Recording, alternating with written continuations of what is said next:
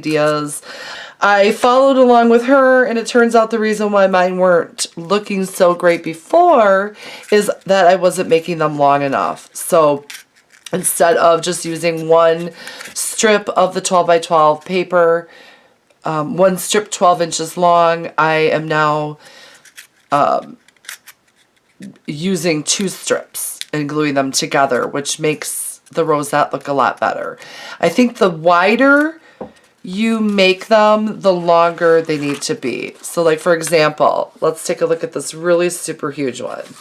If you look at it, you can see how spread apart these are, which is fine. It looks kind of neat. And I just stuck this circle in there for now as a temporary fix, just to keep it glued together.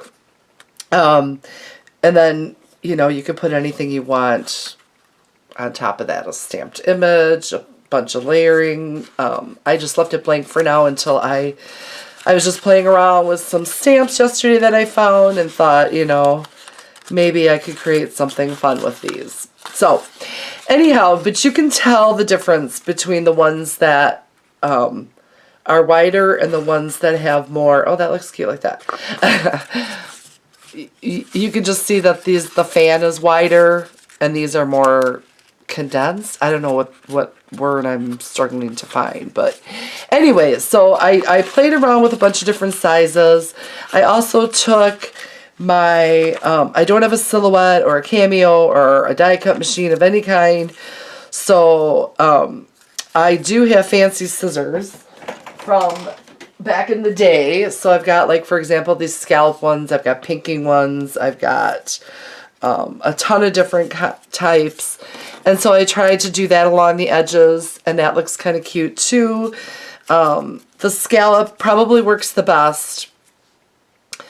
Another thing that would be fun to do is to dip the sides in glitter and glue and kind of make them, you know, pretty on the side as well. I saw that Tara04 had done that on some of hers. It looks so pretty, but I need to get some colored glitter. All I have is pretty much just plain, like the Prismacolor glitter. So anyways, so that's what I've been playing around with. I've made a bunch of different shapes and sizes. I still need to decorate these large ones. And yeah, I just wanted to share that. And then on these two as well. So I thought they were kind of cute. Not sure what I'm going to do with them yet. These are pretty thick embellishments. You could put them on a journal like that, but for me, when I'm working in a journal, I like a flatter embellishment, so that's why I just did this little flat, these little punches. I also took my punches afterwards, which I'm trying to do more of, and punch out all the little tiny scraps and just put them in a pile and then play with them later. And then, of course, I am using these awesome bags that I got from Amazon to keep all of my projects organized. So my goal is to never have more than 10 projects going at once because I only have 10 bags. So I don't want to buy more bags. So that is, those are the rosettes. So I wanted to share that real quick. Now let's get to the journals. I made I made 3 of these junk journals. And then I made 1 flow journal. So let's start with the flow journal. Okay, we're already 6 minutes in, so I want to get moving here. First of all, this is the same paper pad. The geometrical design at one side and the windows on the other. So I used that, and then I don't know what type of box this is, some kind of a could be a hamburger helper box, not quite sure. But I cut it down to, I think this is 4 by 6. Just double check here. Yeah, it's 4 by 6. And it just, like I said, it's just a flow journal. All I did was glue it on. And then I just have this yarn as the closure for now. Here is the spine. It's just woven in with yarn. Nothing is stitched, so everything on the inside of this so far can be taken out. These are some of the paper beads that I made that were left over from the paper that I used. So I actually rolled these up. I then colored the ends with a gold Sharpie marker, metallic marker, and then I dipped them in this, oop, not that. I dipped them in this acrylic glaze just to make them a little bit stronger. Put 2 coats on there. They probably could have used 3 coats, but if you press after they harden, they're pretty solid. But these are my chunky beads. I have a lot of fun making them. I go in spurts where I don't make them for like 6-7 months, and then all of a sudden I make like hundreds of them. So this is the cover, and then this is the back. I just left it plain. You open it up on the inside, and there are 3 signatures, like I said, that are just removable. On the inside here, I just create a little pocket. Again, I've got those scissors that make those corners. Let's see if I can find one. I don't have them, but they're corner rounding scissors, and I don't know if they make them anymore. They were made by Fiskars, I believe, or they could have been Family Treasures or something. I'll have to show them in another video because I don't have them by my side right now. So anyways, let's get back at that. On the inside here, I've just got a little tag, and I just added some string that I got from the Dollar Tree. Like I said, I cut these corners of this little square just to make a little pocket, tuck pocket here, for whatever they want to put in there. And then I just did another flat embellishment because, like I said, in journals, I like to lay it flat. Here I've got a Project Life card that says hello with a little typewriter, and on the back there's some journaling spot for them to create. Then you open the first signature, and I had punched out, or I had made some 3x4 journaling cards that match the paper that I had left over, and just punched the corners with my little heart corner punch. And then I've just got a variety of papers in here. Scrapbook paper, book paper. All of this, like I said, can be removed. Here, let me find the other edge of this. So these can be removed for the person to pull it out and create what they want. Or if they like it as is, they could stitch it together. So that's the whole purpose of a flow journal. I still have things I want to add to this, like some stickers and other stuff that I'm going to stuff in between the pages. But this is the base of it. Here we've got some painty papers, some tissue paper. I keep adding little Post-its in between stuff. I've got, you know, back from the planner days, I've got hundreds of Post-it note stuff flying around. So it's very simple. I'm not decorating it. This is for, you know, a flow journal is to be used in your own craft projects. You could take this apart and make cards if you wanted. So here's the second signature. We've got another journaling card on here. Oh, let's get to these paper clips. I just made these paper clips out of yarn. So, you know, you just do the whole slip tie thing. So that was easy. And again, each signature has a paper clip, a journaling card, and a handmade journaling card. So this, again, has the same thing, just different kinds of decorative papers, painty papers. Here's a little bag with a gold clip. And inside of this bag, I have all kinds of goodies. So there's punch outs, there's extra little windows. I just took my punches and cut out all the extra windows and just threw them in here. I did also stamp out a banner. I love this stamp. I found this when I was cleaning my craft room. This is actually a close to my heart stamp. This was back in the day when they were dots. And this is the I-104 Big Banner is the number. So this is an exclusive stamp set, or stamp, and I just love it. So, love my wooden stamps, that is for sure. Took me a while to get used to the acrylic ones. And I'm still not, you know, I still like, if these didn't take up so much space, I would have kept all of the ones I had, but I did sell some over the years, which I regret. So remember that stamp? I don't know, she who dies with the most stamps wins. That was my motto back then. All right, so I just, like I said, put some papers in here, some note papers. These are cool. Like, you could back these up onto cardstock and then put them in junk journals and make tags and stuff with them.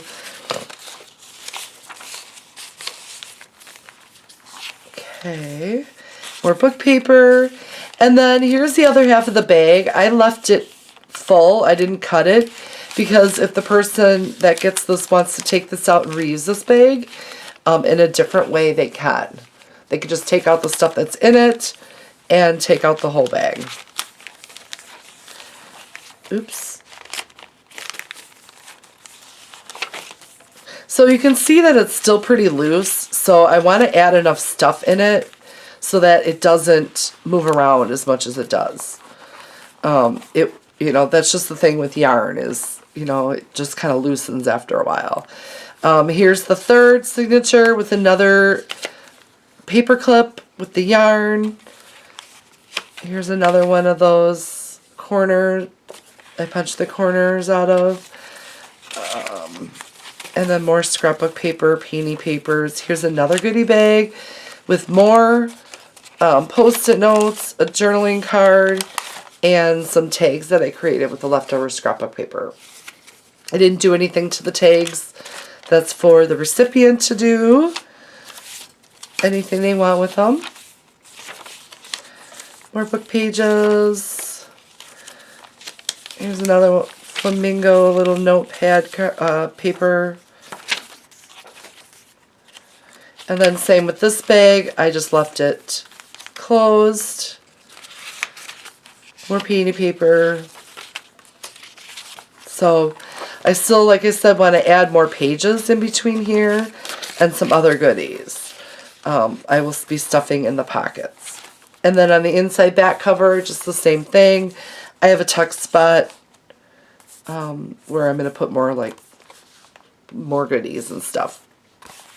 So that is it. And there is the spine with the cute little dangles.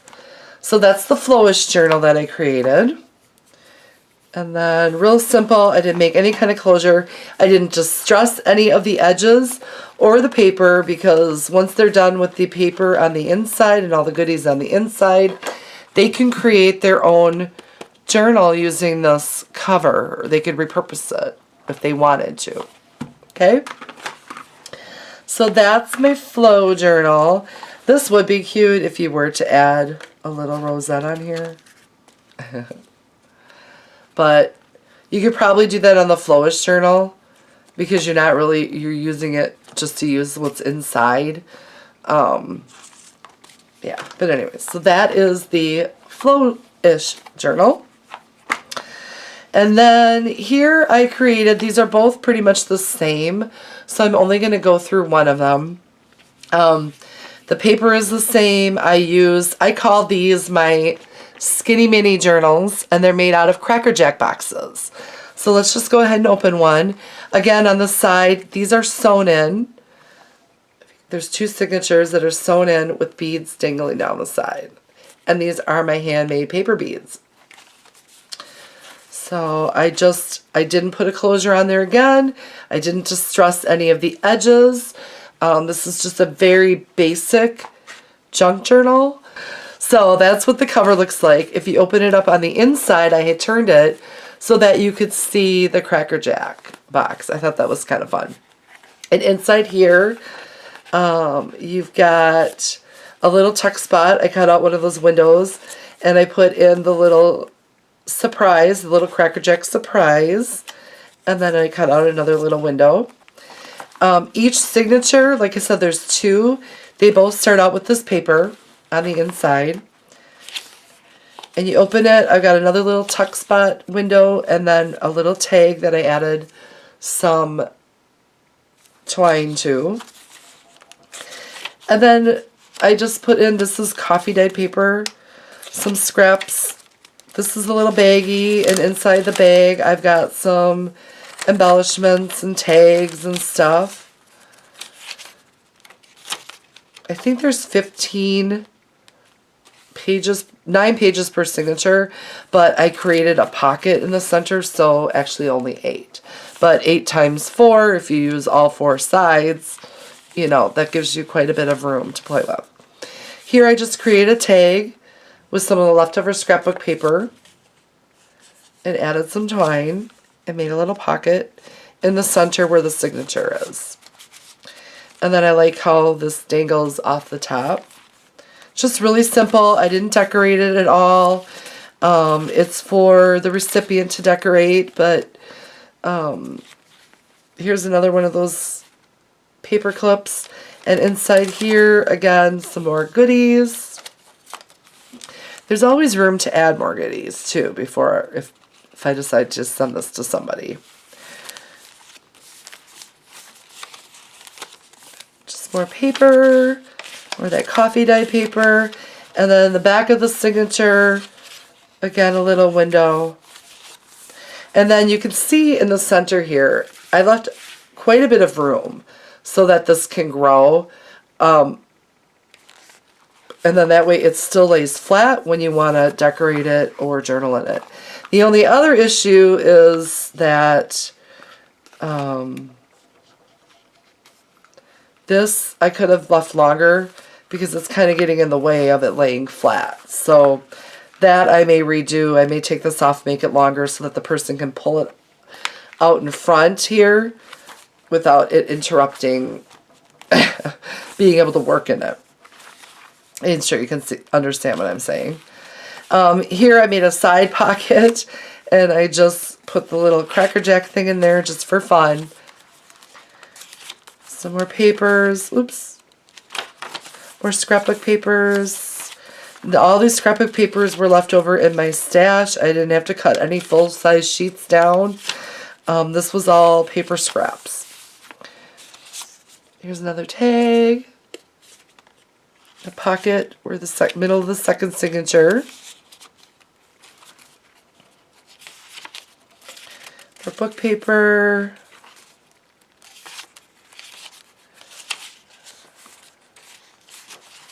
And then at the end, the other Cracker Jack box, top, whatever. And then in the back, another little tuck spot here. So that is it. That is my Skinny Mini Cracker Jack Junk Journal. Again, you can see the signatures are tied in. Different papers in them, but they're pretty much the same, both of these. 2 signatures. They're all decorated the same amount of goodies and all of that. So that is my project share, you guys. Thank you so much for watching. If you have any questions, leave them down below. Yeah, and that was about it. I just wanted to share this really quick. And you guys have a great day, and I will talk to you in the next video. Bye!